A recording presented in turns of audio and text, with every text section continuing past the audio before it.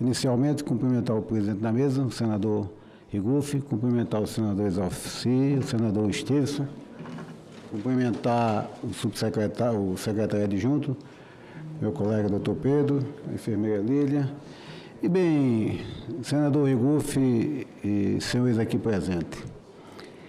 É bom deixar bem claro que o caos no sistema público do Distrito Federal não aconteceu na pandemia. A situação é extremamente grave, extremamente caótica antes da pandemia.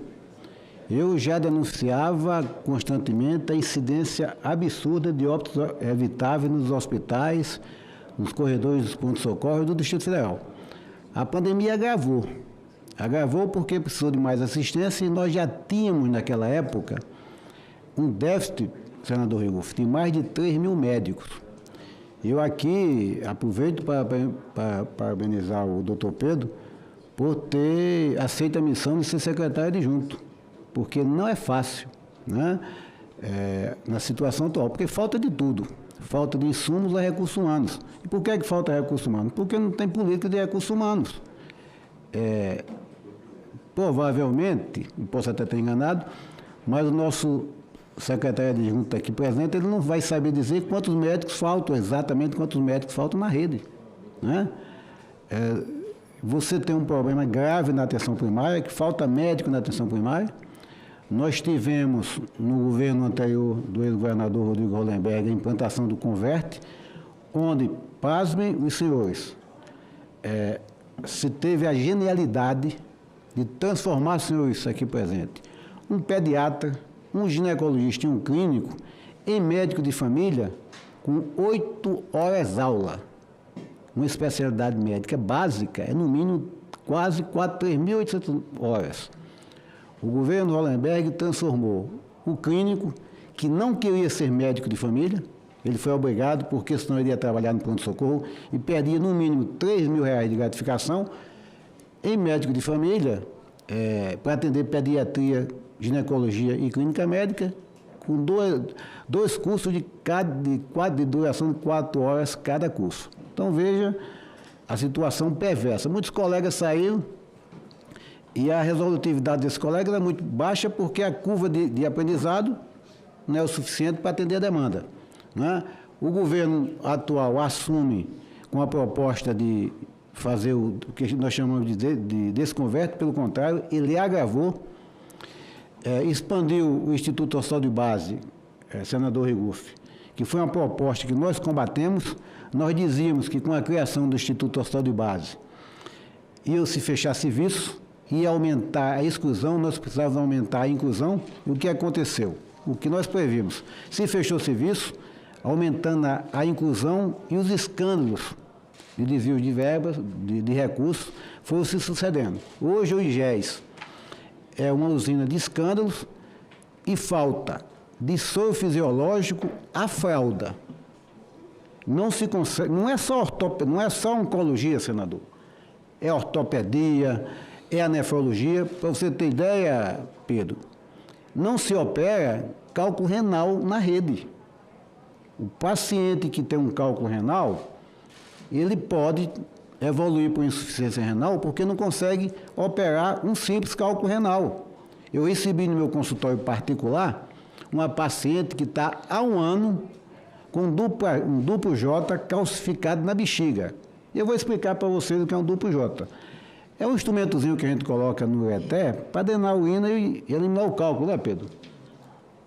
Quantos minutos um urologista leva para tirar um duplo J? É a cirurgia de ambulatório. Ela não consegue e está calcificado na bexiga, fazendo infecções urinárias de repetição e presta a perder o rim. Então, eu lembro, senador Rigufe, senador Exalci, que teve um governador aqui que excluiu por decreto o gerúndio. Estamos fazendo. É assim que administra a saúde no Distrito Federal. Eu visitei o Hospital do Gama em junho do ano passado, e na emergência da clínica médica, eu aqui peço o testemunho da enfermeira Lília Pérez, que é de lá, que não vai me deixar mentir, até porque nós conversávamos ainda há pouco sobre isso. Eram para ter 5 colegas de plantão, tinha 1. E naquele momento que eu chego no hospital, tinham 3 pacientes em óbitos. A colega, desesperada, quando consulta o prontuário eletrônico, esses pacientes estavam sem ser medicados há 3 dias. Essa situação, Pedro, não avançou. Eu volto em junho, a situação é a mesma, voltei em novembro, a situação é a mesma, e voltei agora em janeiro, e sempre pedindo a interdição do hospital. Interdição do hospital para proteger a população e proteger o profissional. E qual o procedimento que a Secretaria adota? Se contrata médicos temporários, com salário irrisório, né? E aí, Pedro, nós conversávamos ainda há pouco sobre isso, e você mesmo me confessava que com o salário que se paga, Iguf, o profissional não fica. Então, todas essas promessas de contratação de profissionais, se não houver uma reestruturação do plano de cargos e salário, planejamento de contratação de profissionais, não vai resolver o problema. Nós temos um problema também na atenção, não é só na atenção primária. A cobertura da atenção primária do Distrito Federal é uma das menores do país. Nós temos, inclusive, denúncias de equipes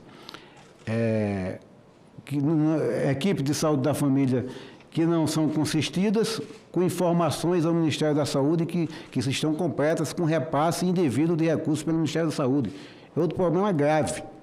Né? Além da narrativa de que a situação está funcionando a contento, o que não é verdade. Na atenção secundária e na atenção terciária, os colegas, além de ter poucos profissionais, eles não produzem na sua capacidade máxima. Por quê? Porque falta insumos. Eu tive, há cerca de um mês, fizemos uma segunda-feira de preto. Pedimos aos colegas que trabalhassem de preto, sinal de luto pela saúde, lutar por melhorar as condições de atendimento à saúde da população, e protesto. Saio do Agarrão, encontro 2 colegas cirurgiões, senador Edalci. Eles se dirigiram a mim, Gutenberg, nós chegamos aqui às 7 horas da manhã, termina o meu plantão 13 horas, não operamos ninguém. Não é por falta de anestesista, não é por falta de insumo, é por falta de competência na gestão. Planejar, tem uma coisa, acaba de entrar aqui o recinto, o ex-secretário Fábio Godinho, ele deve saber o que eu vou falar. Existe uma coisa chamada estoque preventivo. Quem tem noção de administração hospitalar sabe disso. O que é estoque preventivo? É um instrumento de administração hospitalar que você desencadeia quando os recursos estão para acabar. Como é que você deixa faltar antibiótico? Como é que você deixa faltar anestésico? Por que é que não tem anestesista na rede? Brasília tem a maior concentração de médicos do país. E nós só temos, na rede pública, 32% dos médicos da cidade. Qual a média do país? 71% dos médicos dos outros estados trabalham também no serviço público. Em Brasília, apenas 32%. Por quê? Porque falta incentivo, falta políticas públicas de valorização, falta condições de trabalho, falta segurança no local de trabalho e falta salário, falta compromisso com a vida. E aí eu tenho que parabenizar o Pedro, porque realmente ele pega uma tarefa em glória, porque ele não tem apoio da estrutura, não tem apoio do governo, não tem apoio do próprio secretário, que não é da área, não tem experiência, não tem conhecimento, e aí dificulta, inclusive, as condutas que um outro secretário acertadamente quer tomar. Né?